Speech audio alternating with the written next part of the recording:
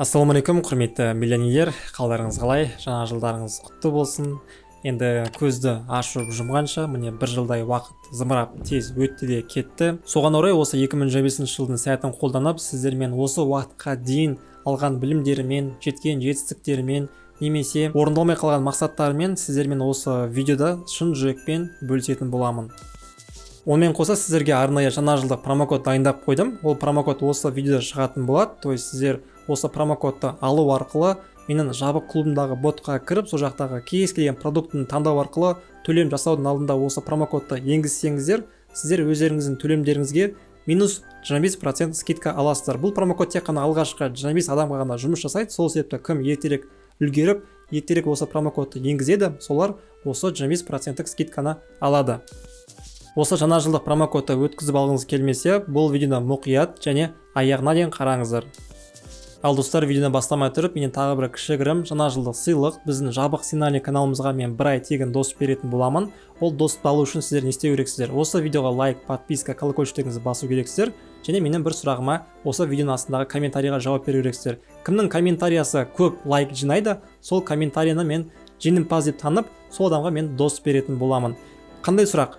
Егер сіздердің қолдарыңызда дәл қазір 5 миллион теңге ақшаларыңыз болса, сіз сол 5 миллион теңгені қайда және қалай жұмсайсыз? Осы сұраққа жауап ретінде комментарийға жазып өтіңіздер. Ал біз видеомызды бастаймыз.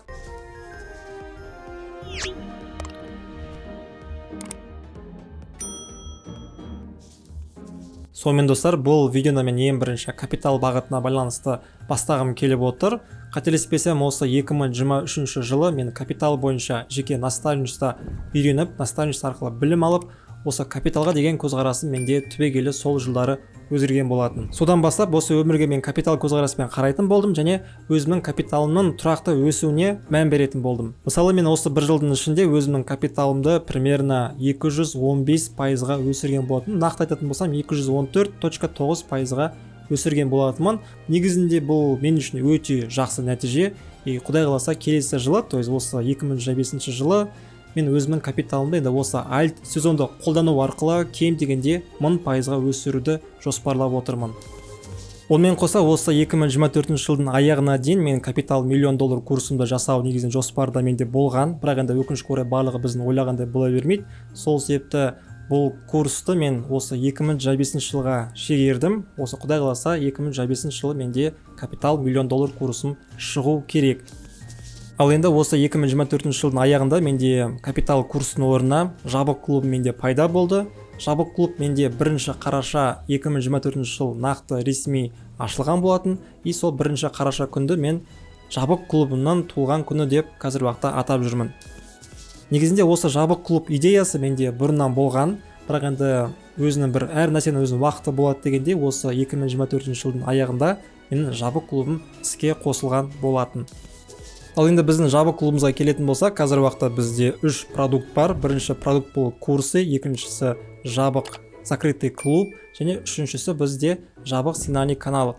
Үшеуі 3 түрлі бағытта дамитын болады. Құдай қаласа үшеуі 3 түрлі продукт, бірақ закрытый приватный клубтың ішінде бізде жабық академия болады, жабық чат болады, онымен қоса жабық сценарий каналы болады. Осы үшеуі бір закрытый клубтың ішіне кіреді, бірақ әрине бағасы әлде қайда басқаларға қарағанда қымбатырақ болады. Енді құдай қаласа бұның барлығын өздеріңіз көресіздер. Бізде әлі дамитын бағыттар өте көп, және қосымша қосылатын информациялар тоже өте көп.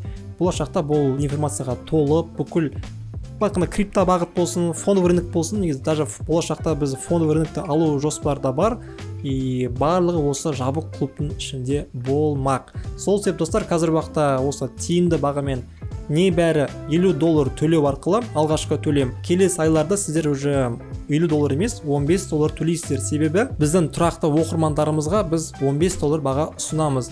Тек қана $50 сіздер алғашқы төлем жасайсыздар.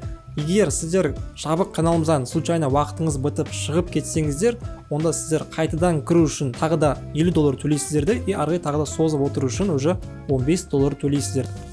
Енді жабық клубым жайлы мен өте қысқаша ақпарат беріп өттім. Онымен қоса жабық клубымыздағы біздің жабық сценарий каналымызға мен қазір отчет беріп өтейін.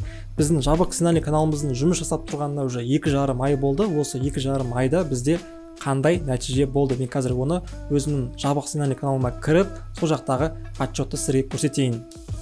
Міне мен өзімнің жабық сценарий каналыма кірдім. Мына жақтан біз қазір закреп бөлімді басамыз, меню каналы. Осы постқа бізді аударады. Осы жақтан бізде арнайы нәтижесін көрсететін менде не бар. Міне 2024 жыл үстінен бір рет басамын.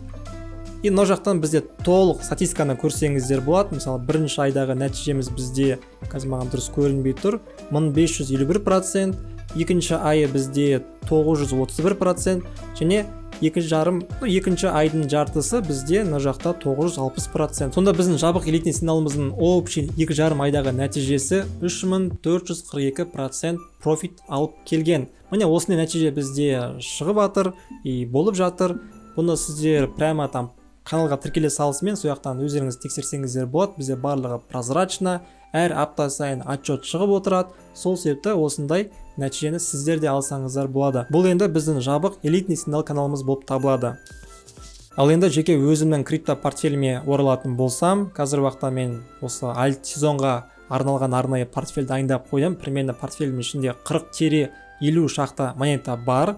Бұл айтқанда новый монета, топовый и әртүрлі сектор бойынша бөлінген монеталарды мен жинап қойған болатынмын. Енді құдай қаласа альт сезон кезінде мен өзімнің портфелім бойынша кем дегенде 1000-2000% күтіп отырмын. Ал дәл қазіргі уақытта менің жеке крипто портфелім примерно бір 50-60%-ға плюс беріп тұр. Енді альт сезон кезінде бұл әрине 10 есе, 20 есе өсу керек.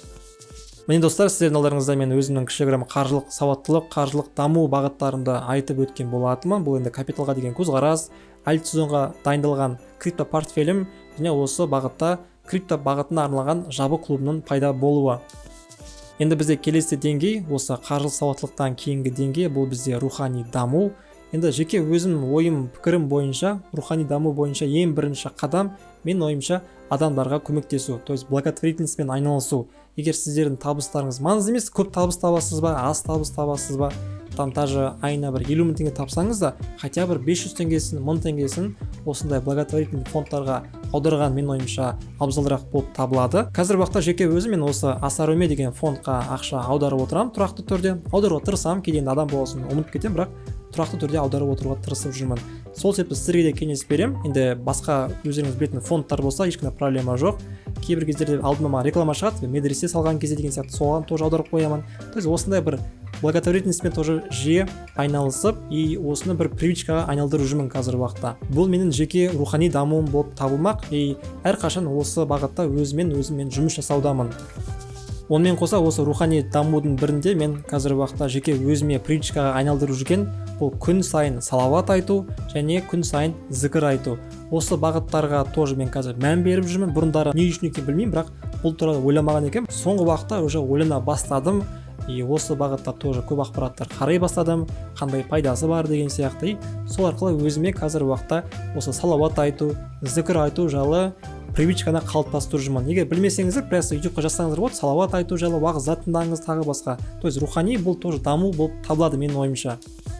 Ал енді сіздерге видеоның аяғында бір мотивация болсын. Негізінде достар, әр адамның өмірінде өзінің бір қиыншылықтар болады. То есть менде қазір уақытта тоже қиыншылықтар бар и болуда, и олардың барлығын мен негізінде көп адамға айта бермеймін. Себебі қазір уақытта мен сіздерге былай вроде сөйлеп отырмын, бірақ жан дүниемде өзімнің қиыншылықтарым бар, отбасылық жағдайлар бар, тағы басқа проблема көп өте достар. Бірақ сіздерге бір айтарым, ешқашан қаншалықты қиын нәрсе болмасын, қолдарыңызды ешқашан түсірмеңіздер. Всегда алдыға жылжыңыздар, всегда дамыңыздар. Ойласаңыздар, ойлай бересіздер. То есть мен ешқашан өткен нәрсеге өкінгім келмейді. Себебі өткен затқа мені кейде болады кейбір моменттерде өкініп қаласың, блин, былай жасасам екен деген сияқты. Сол сөйтті қазір уақытта мен соған өзімді үйретіп жүрмін. Өтті, кетті, ладно, бұл значит бұйырып тұрмаған деген сияқты. И ешқашан өзімнің өткен заттарыма, өткен нәрселерге мен өкінбеймін қазір уақытта. Өкінбеуге тырысып жүрмін и сол бағытта жұмыс жасап жүрмін.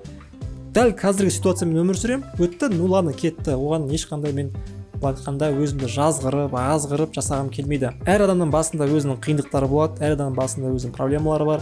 Оны бір-біріне ешкім асып айта бермейді. Сол себепті айтқанда біреулердің суреттеріне қарап, там Инстаграмда біреудің блогеріне қарап, бір өмір шикарат етіп жүр деп ойламаңыздар. То есть әр адамның өзінің бір қиындықтары бар, өзінің проблемалары бар. Сол себепті ешқашан біреудің там просто суретіне қарап бағаламаңыздар. Ал енді осы видеоны аяқтамай тұрып, сіздерді тағы да бір жаңа жылдарыңызбен құттықтағым келіп отыр. сіздерге мықты денсаулық, мол табыс, жақындарыңыз әрқашан аман есен жүрсін, және де өздеріңіздің арман мақсаттарыңыздан ешқашан таймаңыздар. Всегда алдыға жылжыңыздар, еңбек етіңіздер, және де сол еңбектің жемісін бүгін болмаса ертең көресіздер. Сіздермен болған мен Зеқұмбет, келесі жүздескенше барлығымызға политика.